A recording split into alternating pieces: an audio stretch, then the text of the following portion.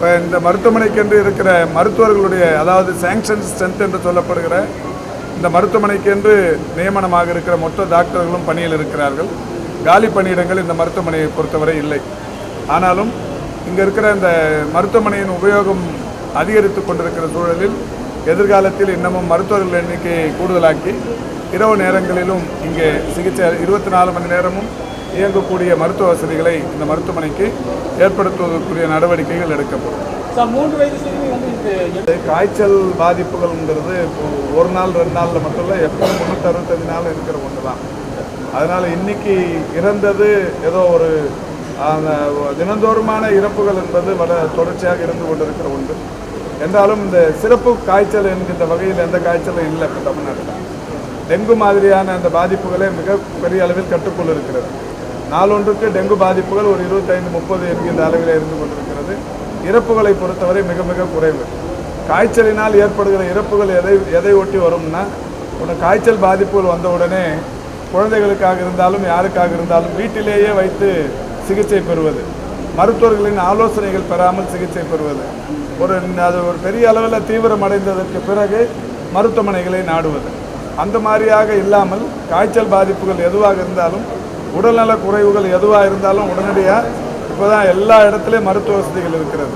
தமிழ்நாட்டில் ஏறத்தாழ இந்தியாவில் வேறு எந்த மாநிலத்திலும் இல்லாத அளவுக்கு 8713 துணை சுகாதார நிலையங்கள், 2286 ஆரம்ப சுகாதார நிலையங்கள், 300க்கும் மேற்பட்ட வட்டார மருத்துவமனைகள், வட்டம் சாரா மருத்துவமனைகள், 36 மருத்துவக் கல்லூரி மருத்துவமனைகள், 2 சூப்பர் ஸ்பெஷாலிட்டி மருத்துவமனைகள், இப்படி ஏராளமான மருத்துவ கட்டமைப்புகள் இருக்கிறது.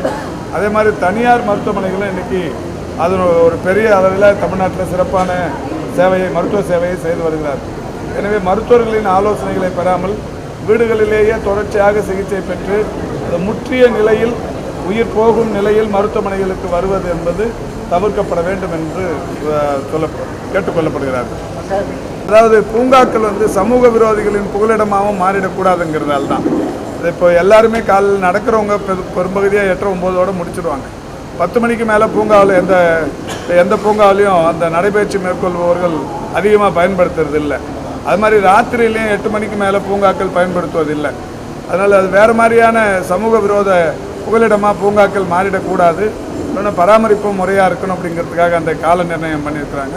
அது இன்றைக்கு பொதுமக்களால் பெரிய அளவில் வரவேற்கப்படும் செய்து கொண்டிருக்கிறது.